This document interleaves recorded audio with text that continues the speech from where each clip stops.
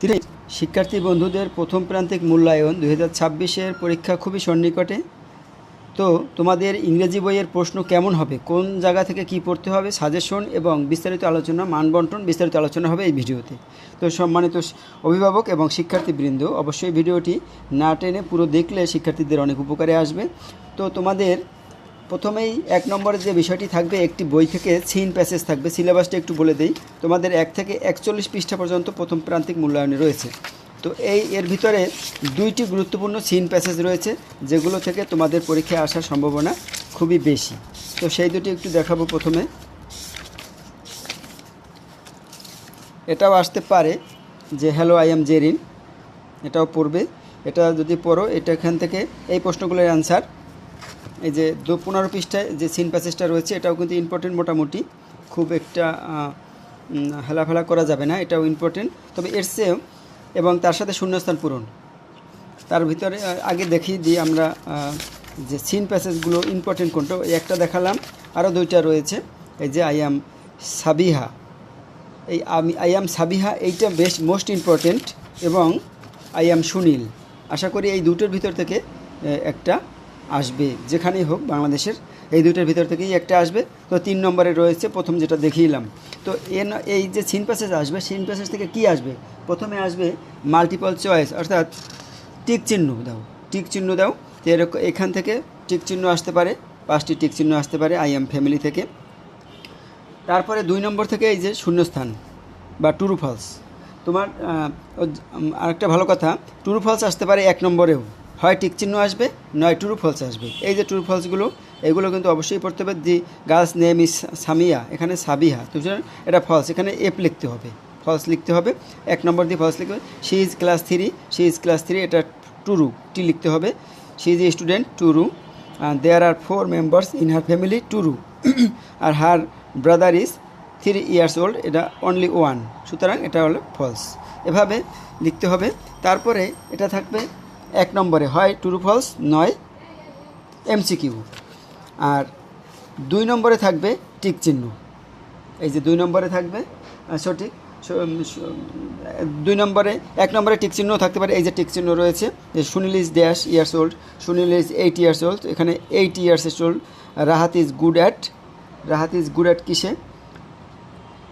Good at English, সে ইংলিশে ভালো। They play football, they play football. In the afternoon they play it, they play. তো এই হলো টিক, হয় 1 নম্বরে টিক আসবে, না হয় ট্রু ফলস আসবে। 2 নম্বরে আসবে শূন্যস্থান, 2 নম্বরে আসবে শূন্যস্থান। Read activity A and complete the sentence, অর্থাৎ Sunil and has many dash, Sunil has many friends, এখানে হবে ফ্রেন্ডস। এগুলো শূন্যস্থানের যে শব্দগুলো বসাতে হবে, সেগুলো দেওয়া থাকবে, সেগুলো এখানে বসাতে হবে। Rahat lives dash Sunil's house, they play football in the afternoon, এভাবে 2 নম্বরে থাকবে। 3 নম্বরে থাকবে অ্যান্সার দ্য ফলোয়িং কোশ্চেন্স, অর্থাৎ যদি সুনীল আসে, এই সুনীল যদি আসে, এটা আসতে পারে খুবই, তাহলে কিন্তু এই প্রশ্নগুলো তোমাকে অবশ্যই ভালো পড়তে হবে, বইয়ের প্রশ্নগুলোই বেশি ইম্পর্টেন্ট থাকবে। আর যদি সাবিহা আসে, সেক্ষেত্রে কিন্তু এই যে প্রশ্নগুলো রয়েছে, এই প্রশ্নগুলো অবশ্যই পড়তে হবে। What is the girl's name? The girl's name is Sabiha. How many members are there in her family? There are দিয়ে শুরু হবে, there are 4 members in her family. What does her mother do? Her mother যে banker, মনে হয় her mother, হ্যাঁ banker, her mother is a banker. What does her father do? Her father is a teacher. আর how old is her brother? Her brother is 1 year old। তো এইভাবে 3 নম্বরে থাকতে পারে এই প্রশ্নগুলো। তারপরে 4 নম্বরে থাকবে একটা মেসিং, 4 নম্বরে থাকবে বাম পাশের সাথে, 4 নম্বরে থাকবে বাম পাশের সাথে ডান পাশের মিল করো। এই যে এভাবে একটি 4 নম্বরে থাকবে, এ কলামের সাথে বি কলাম। যেমন Sabiha is a student, her father is a teacher, her mother works in bank, এগুলো ওই পাশের প্রশ্নের সাথে অ্যান্সারের সাথেও মিলে যাচ্ছে। হার ব্রাদার ইজ 1 year old, এটা থাকবে কিন্তু 4 নম্বরে, এরকম একটি থাকবে। এখান থেকে থাকতে পারে, এখানে কিন্তু কিছু টিকও আছে, এই যে টিকগুলো কিন্তু তোমরা করবে 27 নম্বর পৃষ্ঠায়, এগুলো করবে। এই যে এগুলো থাকবে যে 4 নম্বরে। 5 নম্বরে থাকবে write the numbers in the words, অর্থাৎ সংখ্যাগুলো কথায় লেখো। এই যে মনে করো এরকম কিছু সংখ্যা থাকবে। এটা কি? Write the text next numbers, অর্থাৎ এখানে নেক্সট নাম্বার লিখতে বলছে, কিন্তু write the numbers in words, অর্থাৎ 50, এটা লিখতে হবে FIFTY 50, এভাবে লিখতে হবে। এরকম 1 থেকে 100 পর্যন্ত যে সংখ্যাগুলো থাকবে সেগুলো তোমরা কিন্তু শিখে রাখবে, তাহলে এইটা 5 নম্বরের প্রশ্ন থেকে তোমরা 10 পেয়ে যাবে। এখানে 10 পেয়ে যাবে। এই যে এগুলো 1 থেকে 100 পর্যন্ত শিখবে, তাহলে কিন্তু এই 5 নম্বরের প্রশ্নগুলো তোমরা পারবে। আর 6 নম্বরে থাকবে রিঅ্যারেঞ্জ। 6 নম্বরে থাকবে রিঅ্যারেঞ্জ, থাকবে 5টা। সেখানে অথবা মেকিং সেন্টেন্স থাকবে, রিঅ্যারেঞ্জ থাকবে অথবা মেকিং সেন্টেন্স অথবা রিঅ্যারেঞ্জ। রিঅ্যারেঞ্জগুলো কেমন হবে তোমাদের আমি একটু দেখাই। যদি রিঅ্যারেঞ্জগুলো হবে এইভাবে, এলোমেলো দেওয়া থাকবে, এগুলোকে সঠিকভাবে লিখতে হবে। যে you to meet nice to meet you, এটা তোমাকে সাজিয়ে লিখতে হবে। এটা হলো নাইস টু মিট ইউ, এভাবে রিঅ্যারেঞ্জ করতে হবে। এলোমেলো যে ওয়ার্ডগুলো থাকবে সেগুলোকে সাজিয়ে তোমাকে কমপ্লিট একটি সেন্টেন্স, মিনিংফুল সেন্টেন্স তৈরি করতে হবে। অথবা তোমাকে বাক্য গঠন করতে হবে। বাংলায় আমরা যদি বলি যে বাক্য গঠন, সেটা হলো মেক সেন্টেন্স করতে হবে। যেমন ফ্রেন্ড, যে রাহাত ইজ মাই ফ্রেন্ড, এরকম লিখতে হবে।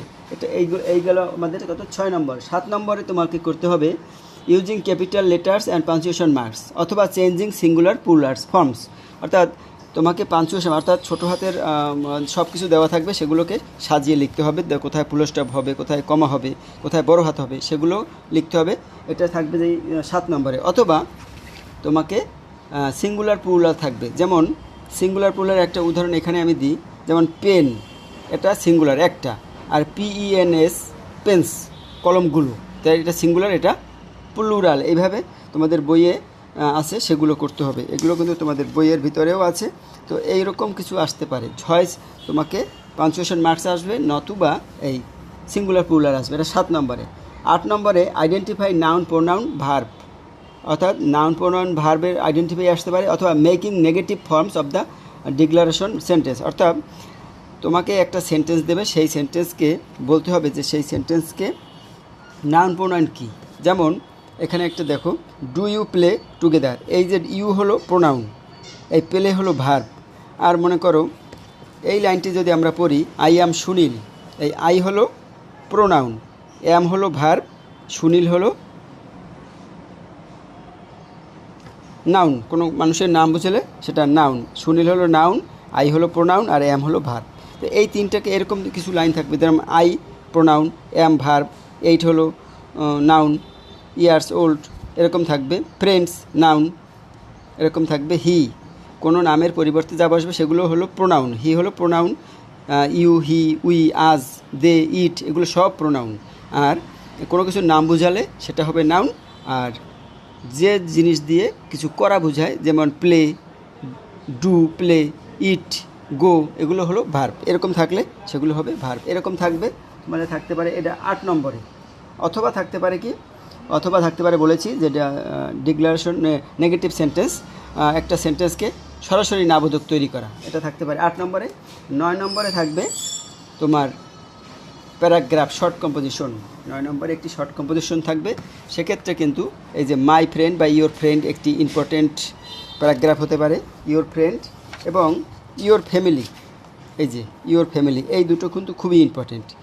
মাই ফ্যামিলি তুমি লিখবে, ইয়োর ফ্যামিলি বা মাই ফ্যামিলি, আর ইয়োর ফ্রেন্ড বা মাই ফ্রেন্ড, এই দুটো কিন্তু খুবই ইম্পর্টেন্ট শর্ট কম্পোজিশন হবে। তো এইটুকুই থাকবে, 9 পর্যন্তই তোমাদের পোস্টে থাকবে। তো তোমাদের মোটামুটি একটু ধারণা দিলাম।